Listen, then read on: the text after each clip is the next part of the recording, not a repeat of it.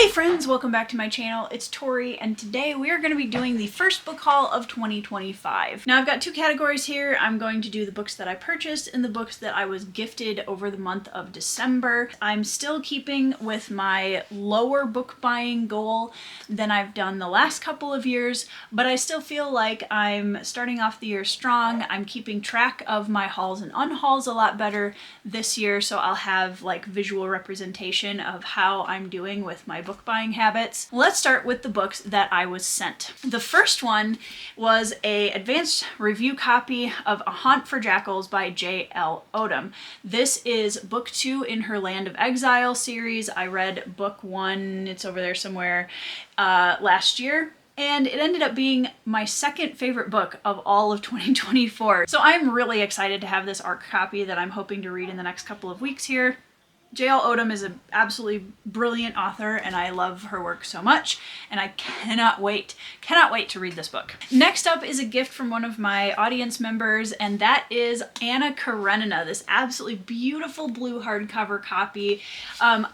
This is a classic that I've been really excited to read, but I wasn't really sure which translation to get, and I had put this one on my wish list because I really liked the cover and I thought that it would be a good translation. I'm trying to remember who the translator even is now that I'm saying that. Rosamund Bartlett. This was a gift from my subscriber Matt Keen. Matt, thank you so much for this beautiful edition of Anna Karenina. I can't wait to get to this. I don't know when I'm going to read it, but I'm really excited to read this one. Next up is a gift from my good friend Evie over on the channel She Was Only Evie, and she sent me a copy of one of her favorite novels of all time, Persuasion by Jane Austen. I was having a hard time finding a version of this that I really wanted and liked, and she sent me this absolutely beautiful signature classics edition of the book. This will be my second Jane Austen read. I cannot wait. I'm really excited to read it. So Evie, thank you so much for sending me a copy of it. Next up was a Christmas gift from my dear friend Kay over on the channel Kay's Hidden Shelf, and she was kind enough to finish off my Raven's Shadow trilogy by Anthony Ryan. I had book 1 and 2, but I didn't have book 3 yet, and she sent me book 3 as a Christmas present. I absolutely loved Bloodsong last year. It was in my top 10 reads of 2024, and I really wanted to have all 3 of the books in the trilogy so that I can hopefully finish it here in 2025. So Kay, thank you so much for the gift. I really appreciate it. Next up was a gift from my friend T over on the channel at An Erudite Adventure, and he sent me from my wish list 47 Ronin, and I think this one is kind of the novelized version of the samurai film. And I just really wanted to read it. I'm so obsessed with Japanese history and samurai history and all of that. I'm very excited to read this. As you can see, it's not a very long book, and I think it's going to be a perfect palate cleanser for me sometime maybe this year between all of the other books I'm reading. So T, thank you so much. This was very generous of you, and I really appreciate it.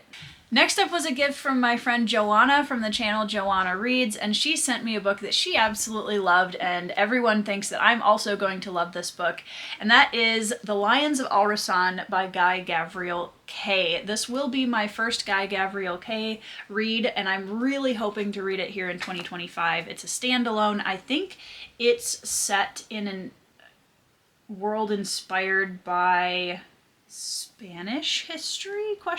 I'm not entirely sure, don't quote me on that, but I've heard amazing things about this book and I cannot wait to get to it, and I think it'll be a really good entry point for me personally into Guy Gavriel Kay's writing. So Joanna, thank you so much for sending me this. I'm excited to hopefully read it and tell you what I think. Next up, I received a very generous gift from an author friend of mine, and that is Michael R. Miller, who's the author of The Songs of Chaos. Book 1 is Ascendant, and he had the Broken Binding Company send me this absolutely stunning hardcover edition of the first book in the series. It's, oh my goodness, you guys, look how beautiful this is. The dark back with the wing, the stenciled edges, the map in the beginning is absolutely beautiful.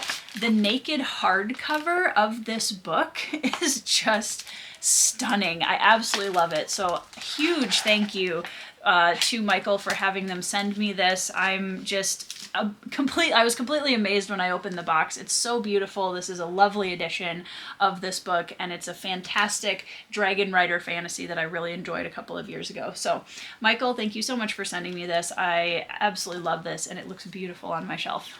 Another broken binding gift that I received was from my friend Chris over at the channel Christopher Navo. He had an extra copy of this beautiful edition of A Time for Dragons by Philip C. Quaintrell, and he was kind enough to offer it to me, and it is just stunning. Quaintrell is an author that I've really wanted to get into this last couple of years, and I haven't quite yet. Look at that purple and gold. It's absolutely stunning.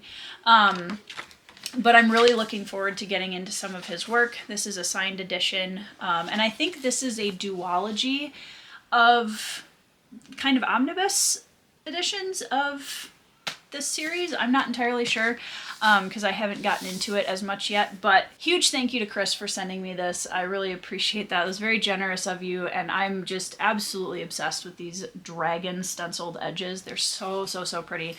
And I'm probably just going to have to go ahead and order the other one because it needs to be a matching set. These are absolutely beautiful.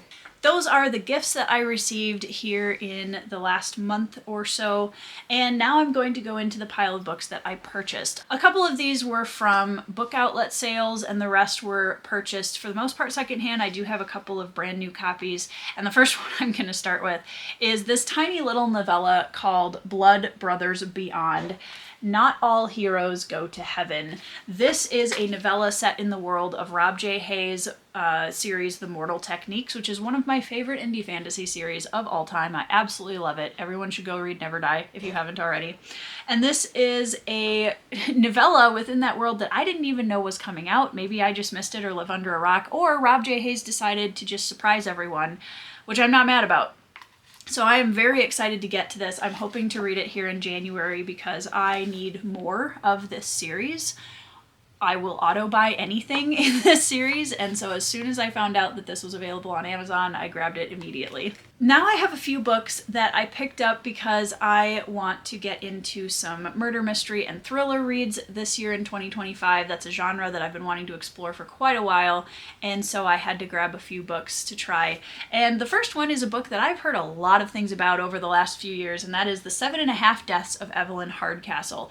This strikes me as kind of a clue game setup murder mystery where it's kind of a rewind the clock and you inhabit a different suspect every time the clock winds back, and you have to gather more information through the story as it goes along and figure out who killed Evelyn Hardcastle and hopefully prevent her death, I think.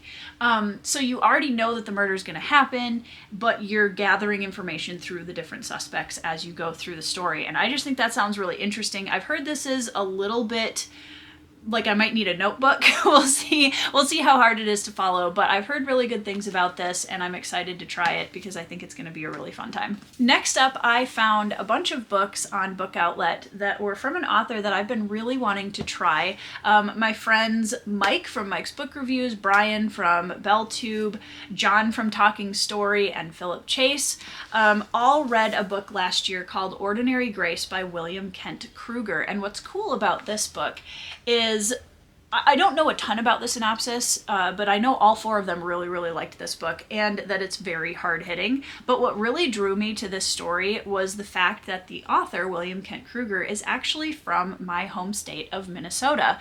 And a lot of the settings of his books, in fact, as far as I know, all of them, are set in different places in Minnesota, especially up north, which is one of my favorite places on the planet. I don't know if it still will be after reading some murder mysteries set in it or not. We'll find out.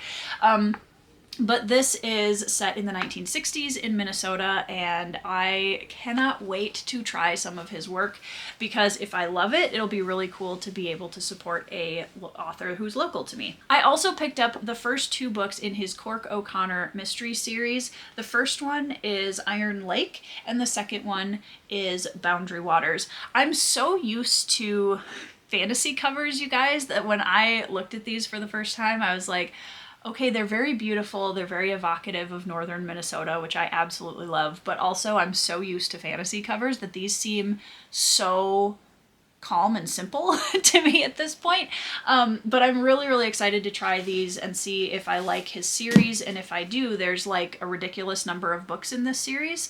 So hopefully the Cork O'Connor series works for me, but I'm very excited to try William Kent Kruger's writing in general. and hopefully he'll be a new favorite author for me. Next up is a book called We Begin at the End. So there's kind of two, from what it sounds like, two POVs in this story, and one of them is a middle-aged sheriff whose testimony sent his best friend to jail 30 years ago, and now that best friend is being released. And the second main character in the story is a young girl who's about 13 years old, who's kind of a bit of an outlaw, a little bit of a rebel, and somehow something happens when the best friend is released from jail that brings this sheriff and the young girl together and kind of wraps them up in the events that follow. I'm trying to be very non-spoiler about this, and also I don't know 100% because I haven't read it yet. But this one came onto my TBR a while ago, and it just sounded really intriguing, and I love the lone wolf and cub kind of style of character pairing where you have an older character with a younger character, and they're, you know, kind of trying to work together on something. I've heard that this book is perfect for fans of Dennis Lehane, which is ironic because I have one of those coming up too. But this one just really kind of piqued my interest when I read the synopsis, and I'm excited to try it. Next up, speaking of Dennis Lehane, is a recommendation for me from my good friend Josh over at Red Fury Books. I had asked him when we were talking on my Motley Crue chat with him last month, I think.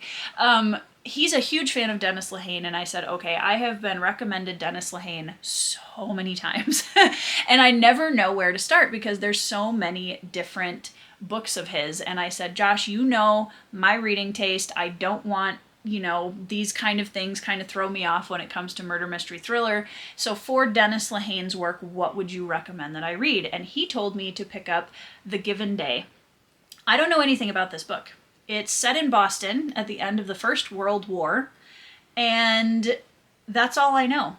And I'm really excited about it because I love going into stories blind, and especially where this is a genre I don't have a lot of experience in, and having a personal recommendation from a friend of mine who knows the author really well and knows my reading taste is just absolutely the way to go when you're trying out new genres or new authors. So I'm really excited to check this out. I, again, don't know anything about Dennis Lehane's writing. I did see Shutter Island years ago, so that's literally the only experience with him that I have, but I've heard amazing things about Lehane's writing. Next up is The Shadow of the Wind by Carlos Ruiz Zafón. If I butchered that pronunciation, I apologize. This is set in Spain in the 1940s, and there's a young man who finds a book by an author he really likes, and he wants to go out and read more of that author's work, and he's kind of got some unrest going on in his home. But when he looks for that author's other work, he discovers that someone is trying to destroy every copy ever made of the author's books. And I don't know why, but this has been kind of intriguing me from the outskirts of my TBR for the last 2 or 3 years. I've had it on my TBR for a while, and I finally saw it on Book Outlet, and I was like, all right, I might as well just get a copy of it and try it because it's been on the TBR long enough that I feel like I should give it a chance. So it sounds really interesting, and I think it's going to be a good kind of crossover with some of the genres that I want to try this year. Next up, I got a copy of Long Bright River by Liz Moore. This is a story of 2 sisters, one of whom is a police officer and the other is an addict who is kind of caught up in a lot of crime. And when a string of murders happens, the police officer's sister is desperate to find not only her sister, but hopefully prove that her sister doesn't have anything to do with it. This one is another one that's been on my TBR for probably 2 or 3 years now, and because I'm getting into murder, mystery, and thriller this year, I went through my TBR and grabbed the ones that I knew I had been interested in for quite a while and decided to pick up a copy of it because Book Outlet is great. So yeah, another murder mystery. As you can tell, I'm definitely going into a little bit of a murder mystery and thriller era alongside my fantasy reads this year, which I could not be more excited about. I can't wait to read some of these and hopefully find some new favorite authors in a genre that's new to me. The next one was a copy of Lord of Emperors, going back to fantasy now. This is book 2 of Guy Gavriel Kay's Sarantine Mosaic, and I was able to pick up the first book a while back, and from everything I've heard of Guy Gavriel Kay, I really anticipate loving his work. And so since this is a duology, I felt pretty comfortable picking up the second book. It was on sale and I just wanted to have both of them so that if I really love the first book in the duology, I can keep going right away. I'm trying to remember, but I know that the protagonist of this series does mosaics, and that's like his occupation, which is so incredibly cool. And I think that it's an art form that I love reading about. I'm trying to remember, it was Heliotrope by Palmer Pickering that I read a couple years ago, where the protagonist does stonework and mosaics, and it was just, oh my goodness, the way that it was described was so incredibly beautiful. So I'm looking to experience something like that again, hopefully with Guy Gavriel Kay's work. Next up, this is actually a book I already owned. I was just switching the version of it that I owned. I had a mass market paperback of We Were Soldiers Once and Young, which is one of the most lauded books written about the Vietnam War.